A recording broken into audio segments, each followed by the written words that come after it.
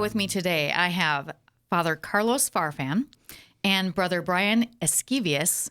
Hopefully I said that right. They are from Pro Ecclesia Sancta. They are new to our diocese. Been here since summer, right? 4 Both months. of you? 4 months. On December 11th, we will be here for months. Okay. It seems longer than that. I don't know why. For us. Yeah. We must be keeping you busy then. All right. So we wanted to bring them in. We had a chance to meet 2 of the PES sisters, and we wanted to bring you guys in so we could get to know you as well. So thanks for being here with me, you guys. Thank you so much for the invitation. Yeah.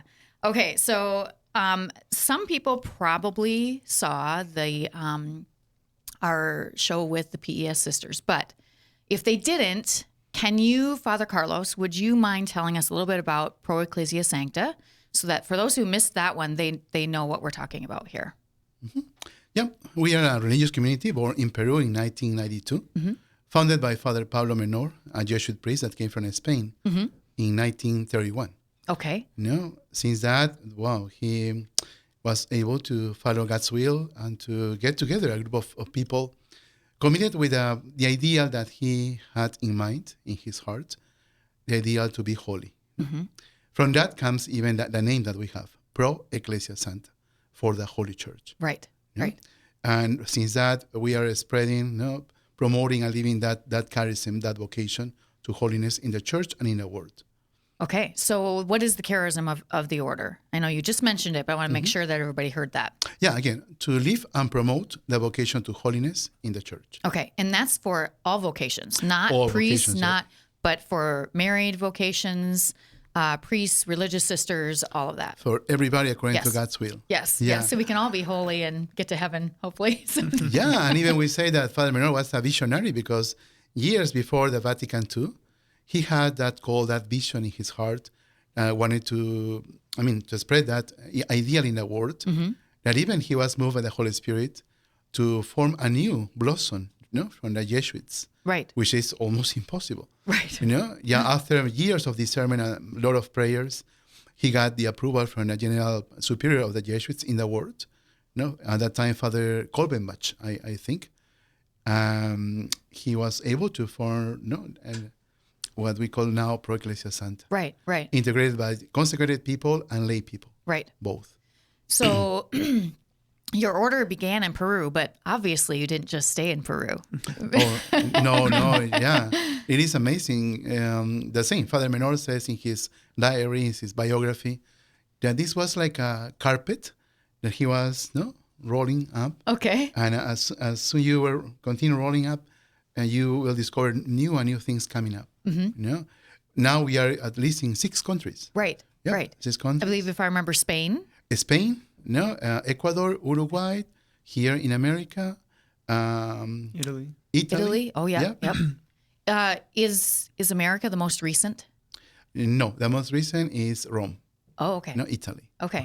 So you decided to finally crack the big nut over there and get to Rome. Yeah, finally. Well, I'm glad that you've been able to do that. And in the U.S., you started in California, if I remember right. So did you spend time in California? I think you did, didn't you, Brother Bryan? I was raised in California. Okay. All right. So, and is this where you met, Father Carlos? Yep. That's correct. Yep. So we started in 2005, August. Father Humberto, Palomino, and myself, we came from Peru. We are the pioneers. Okay. And I spent 14 years in California, 2 years and a half in St. Paul, Minnesota. Okay. After that time, I came back to California to open a school and a formation house, and then I am here in Sioux Falls. So for a guy who grew up in Peru and lived in California, you must be very miserable today because it's like below zero as we're recording, and it's miserable for us, and we live here all the time. Yeah, as I said last Sunday in the Mass in Mitchell, we came here to enjoy the weather. That's not true. Come on now. It's a great place. It's just very cold in the winter sometimes. Very windy. Yes. Oh, the wind has been terrible. Yeah. Yeah, but we got a taste before. I was in St. Paul. He was in St. Paul also for a year, right? Yeah. And it can be just as cold there. Yeah. So yeah, here it's more windy. Yes, that's very true. Yeah. Okay. So can you, explain how you guys ended up here, because this didn't happen by accident. Oh, no, nothing happens by accident, by chance. No, we don't believe in chance. We believe in the providence. Right. And life is like a big chain with many links. You know? And year after year, you see how those links connect. And then you can see clearly God's plan for you and for your community and for your country as well. Right, right. So if we need to come back to the beginning, we need to come back maybe to California. No? Right. It's when we opened the first foundation in America. From that, we moved to St. Paul because we met years before Monsignor Callahan. Maybe you're familiar with him. I've heard of him. He was in Rome at that time. We sent 2 or 3 brothers to study in Rome at that time. They met him. After years, they lost that connection. They got an invitation for an ordination in St. Paul. Okay. One of our priests in California went to that ordination. Then they met Archbishop Neistat in that moment, and all that connection got together. And we ended up opening a foundation in St. Paul in 2009. Okay. No? And of course, Bishop DeGrood, who is then Father DeGrood, That's correct. Met many people from your order then. Yep. And that's how he was exposed to you. We met him when he was the pastor of St. John the Baptist. Right. Yep. Right. The sisters and the priests in St. Paul, they met him. Finally, he ended up becoming a bishop. And you must have made a good impression because he invited you to come here. Oh, yeah, of course. Yeah. Did you meet him in Minneapolis or? No, I couldn't. Okay. I was working at St. John Vianney Seminary. Okay. I met many priests, but honestly, I don't remember. No. Yeah. He wasn't very memorable if you did meet him, huh? Of course. Yeah. I think you must not have met him then because he seems pretty memorable most of the time. Yeah, for sure. Well, I'm glad you ended up here. Okay, so if you wouldn't mind, if both of you would tell us a little bit about yourselves, since Father Carlos has gotten to talk quite a bit yet, I'll have Brother, I'm probably going to do that a lot. I'm so sorry. I'll also have Brother Bryan. Tell us about yourself, if you would, please. Yeah, so I was born in Mexico, in the state of Jalisco, and then at the age of 8, as a family, we moved to California. Okay. We were raised Catholic. We were practicing Catholic since a young age, and I would go to Mass every Sunday, just practicing Catholic. Right. And then when I was about 13 years old, I was diagnosed with I had back problems. Okay. It's like a generational thing. Sure. My dad had it, my grandpa had it. And I was told that if I were to grow up to be an adult, I wouldn't be able to walk again. Oh, my goodness. Yeah, it was pretty bad. But they didn't know what I had. So anyways, I was invited to a healing mass where the priest would come after mass with the monstrance. And while he was coming by my bench, I don't know why, I decided to reach over to his back. He turns around and covers me with the humeral veil as he was holding the monstrance in front of me. Wow. And at that moment, I just closed my eyes. I didn't feel anything for those 30 seconds. When I woke up, my mom was crying, and she goes up to the priest and she asks him, why did you cover my son? And she told him, because God just healed him from his back. And he didn't know you? This priest was from another country. Oh, my goodness. We didn't know this priest. And yeah, a few weeks passed, and my mom saw my back, and she's like, Bryan, is someone hurting you at school? I'm like, no, what's going on? She showed me a picture. I have 5 scars across my back. And that's when she made the connection that God had healed me, and he decided to leave a strong mark on my back. Because you've never had back surgery? I haven't, no. Wow. And okay, since that's then, incredible. Yeah, since then I haven't had any back problems. Wow. And now I'm an adult, and here I am walking. That is incredible. I was not expecting that story, Brother Bryan. Yeah, it's quite a story. And yeah. Just God used that. Over the years, I was told, I think people would tell me, I see you being a priest. And I would always deny it. I wanted to have family, have kids. And then I was invited to a retreat my junior year in high school. And while on the retreat, one of my youth minister gave me a book on discernment. And so I started reading the book, going through it over the next few months. And I got to the chapter where it tells you the requirements to be ordained to priesthood. And one of those is to have all your limbs, right? You can't be you can't be disabled, you can't be missing a hand or something. And that's when it clicked that God had healed me so that I can become a priest for him. Right. And so when I made that connection, it's just from there I finally started to accept the call. Sure. And that's when I started to look for I was actually discerning with the dioceses in Sacramento for a few months until I was looking for a spiritual director. And in the process, I wasn't able to connect very well with certain priests in my Sure. diocese. Sure. And that's when I met one of our priests. I was with Father Carlos. Okay. And his Father Mario. And I started meeting with him in spiritual direction. And yeah, over time, I found out what the religious life was. Right. And I heard my call to that. So why at that point, because somewhere along the way, you decided to become a brother rather than a priest. Can you tell us about that? So it's actually within PES, we're all on the road to become priests. Okay. So That is different from what I would expect. Okay, that's good to know. Yeah. So I'm still not discerning. I discern to be a priest, but when I enter, you become a brother. Okay. Because you're still in formation. Okay. On the road to the priesthood. Yeah. That explains. So in a diocesan world, you're like a seminarian, maybe like a deacon, transitional deacon. Would that kind of be a similar position-ish, sort of? Formation process, yeah. Okay, so somewhere it's just like a seminarian. Yep. Okay. We just have 3 extra years on top of the seminary. Because you have to have human formation. Sure. At the beginning That's of our good. religious life. That's a good thing. Yeah. How long before you will become a priest-ish? Because you probably don't know that for sure, I assume. Yeah. Probably it would be Father about Carlos? I would say it depends, really. No, it depends of the necessities of the community. Sometimes you are sent to work full-time immersed, for example, in communications or another office position. Right. But usually now it's between 10 or 11 years. Okay. from the beginning. Okay. That's how long it takes. Sure. Like Wow. from now on, I'm probably looking at like 7 years. Okay. At the least. Okay. Yeah. Well, that's good though, because good formation is important Yeah, Oh, yeah. of for course. our priests. So it'll make your life a whole lot easier later, from what I understand. Oh, yeah. So that's good. That's good.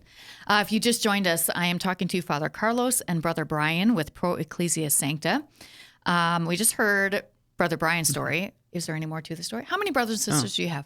I have a younger sister, 17, and then a brother of 12.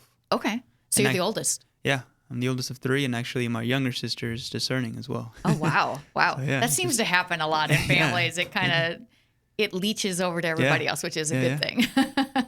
All right. So Father Carlos, can you tell us your story? Well, let me try to make it short. Okay. Yeah, it's quite Because Father different. Carlos is a little bit older than Brother Yeah, Bryan, a little so it bit, might a be a little longer bit. story. Yeah. So it's quite different from him because nobody in my family expect for me to become a priest. Sure. Maybe just my grandma. She was praying for a son or for a grandson to become a priest. Okay. One of my uncles, he joined a seminary in Peru, but he stayed only a couple of years, I think. Sure. And I think that she had a great influence in my vocation because the night when I was asked to call my family to announce my diaconate ordination, I asked my superior, Father, what is the date? No, so I can tell them to come for the ordination.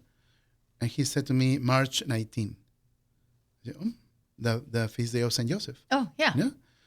Then I called my family. I called my mom, and she began to cry because, hey, what's going on? You must be joyful, I said. No?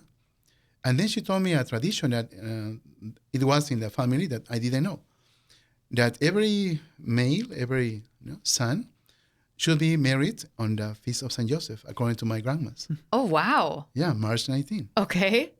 I say, oh, wow, this is significant because also I was ordained, consecrated as a deacon on March 19. Then I thought, oh, maybe grandma. She was the one who interceded for me from heaven for me to be now here. Because I remember a couple of times she tried to take me to Mass on Sundays. But you know what Mass? 6 a.m. That's just torture. Yeah, no. Especially when you're young. You're like, I mean, Grandma, I no. was 7, 8 years Oh, old. geez. Yeah, no, on a Sunday, I said, no way. No, but I remember, she was fasting from the day before, from Saturday evening. She dressed with a veil, sometimes all black. She received communion and being kneel. She stayed there, and I thought, I was a little kid. I thought, oh, this is too much. She's a fanatic. I said, But then after many years, I understood what she was doing and for whom she was doing. Right. So how long have you been a priest? 2004, 17 years. Okay. Yeah. All right. Not as long as I thought, but that might be because of the number of years of formation, That's because that's correct. always been that way, hasn't it? Yeah, I am worked. how can I say, a late vocation. No? Okay. He entered when you were 18. 18. I entered when I was 27. Oh, sure. Yeah. Yeah. That's okay too, though, because you get some regular life, I guess, regular life. I put that in quotes. Yeah, Experience more that experience, that yeah. helps you, I think, in your priesthood too, because there's all kinds of different priests that came into the priesthood later and early, and everybody needs different things. So- Yeah, we call that typical and atypical. Right. Yep. That's a great way to That's a put great- it. More eloquent than me. Thank you. Okay, so I want to make sure we can talk about what you guys are doing here. So I want to go to that first. So first, how'd you guys feel when you found out you were going to be coming to South Dakota and to Sioux Falls? Cold. Because then you were in California, weren't you? Yeah, I was Yeah. running 2 parishes in California Yeah. before I was assigned here. Uh-huh. And he knew that he was coming soon here, but I think you expect to come to St. Paul. No. I mean, I was told that they were looking at a house and looking at going to the Diocese of Sioux Falls, but I didn't think I would be chosen because I was in a class of 10. Oh, okay. that's- So Lucky my you. possibilities were very small. Yeah. So you guys came here last summer. What have you been doing so far? I mean, because I know I haven't met you until today. Yeah. So I haven't really been updated on all of your activities. Yeah, our ministry is kind of different here in Sioux Falls because we open a formation house, Right. no, which is meant for formation. Right. We have 2 levels of formation, postulants and novices. Okay. No? Brother Bryan and Brother Johannes, who is in Spain right now, finishing his visa process. He will come in a month. No, they are novices. Right. They are in the 2.5 year of formation. Okay. But we got 2 twins brothers from California. Right. Yep. And they just joined the community 4 months ago. Okay. Yeah, they are Oh, having wow. a shock with that weather. I bet they are. They're like, why did I come here? Yeah, really, they like it right now. Good. And so I am in charge of that formation, Okay. in the house, and also being the local superior for Pro Ecclesia Sancta. Okay. Meantime, also we minister, especially the novices, the campus ministry in O'Gorman, Right. junior high and high school. On the weekends, at least twice a month, we support the parishes we have in Mitchell, Right. Holy Spirit and Holy Family, with Father Cesar and Father Yamaro. And also we have visited some parishes nearby, Oh, good. St. Michael's, Catherine Drexel. I haven't seen you at my parish yet. At Holy Spirit. We went. We Were went you? for the men's group. Oh, for the men's group. Okay. Yeah, it was a very nice time. Yes. 6:30 a.m. Yes. on a Friday. Yeah. Well, besides the time, it's a men's group, so I definitely wouldn't have been there. Oh, okay. Yeah, no, it was a nice experience. Maybe 40 or more than 40 men. Yeah. No, I was impressed by that. You know, getting together for formation Yes. on a Friday morning. That. Yeah, wow. I know. No, really. They have a very active men's group, and I know some other parishes do too. So that's been a the really same. good Next day blessing. we went to Catherine Drexel, the Yep. same, 6:30 a.m. Yep. Yep. You got to get it done before work, you know. Yeah. Oh, no, really. Yeah, but things I haven't seen in California, sadly. Oh, good. Yeah. Good. Well, I'm glad you're seeing it here because I know that we have a really good active diocese. So Also, I am impressed by the number of young couples and families. yeah. With more than 2 or 3 kids. Yeah, it's something that I saw first in St. Paul. But again, I come from California. Right. It's quite different. Right. That is very, very true. What kind of things will you be doing here going forward? I know you're very active at O'Gorman. What kind of things are you doing there? So at O'Gorman, we form part of the campus ministry team that's already been there for the past few years. So at the high school, Father Andy, the chaplain, and then there's Bryan and Nolan. So they've been in charge of campus ministry for a few years now. We've only recently come in, and we've kind of starting to find our kind of what we're helping at the school. Okay. Also with the sisters. Oh, with right. the That's right. the Because you kind of sisters. work together in some of that stuff, don't you? Correct. Which has got to be really good for the kids to see. Yeah. It's good to have you guys see around there. Young people, I mean, religious women and men. Right. It's very good. So before we run out of time, I want to make sure that people know if a young person or a 27-year-old is interested in what you guys do at Pro Ecclesia Sancta, interested in the order, they can check that out because one of the sisters is from Iowa. Yep. So this is not I don't want people to mistake because you came from Peru that like it's closed off somehow to everyone, because it is not. It's open to anyone who is interested, might want to look at becoming part of Pro Ecclesia Sancta can do that. That's right. Yeah, we have two priests from Minnesota, Yeah. from St. Paul. Yeah. Yeah. So how would they do that? Would they reach out to you by email, phone? They can How would call they do by that? phone, by email. No? Okay. And brother has the information about that. We can give it to you or post Yep. in the. Yep, we can put it Description in the of the description video. on YouTube. Yes, and I think we have a link on our website to Pro Ecclesia Sancta. Maybe not. Yep. If you Google them, I know you can find them. Yeah. Oh, yeah. Pro Ecclesia You Santa, probably don't even have to spell it right. ProEcclesiaSanta.org. .org. Okay. Yep. You can find the foundations we have in America, Sacramento, California, St. Paul, and now Sioux Falls. Good. So then that way, if they're interested, they can find you there. There was something else I was going to ask you, and I don't remember what it was now. So we are out of time anyway. Thank you guys so much for coming in. I really appreciate it. I'm really glad you're here because we need good, religious young people here with new experiences who can get into those schools and really give something for our young people to see and relate to. So I'm really glad you're here. Yeah, just final words. I want to express our gratitude towards Bishop, the group, of course, but also the ecclesial family we found here, from the beginning. After 10 days being here, I got COVID. Of course. Yeah, being exposed all the time, Yep. all the pandemic in California, nothing happens. Came to the safest state in the country. Yeah, so God has His ways.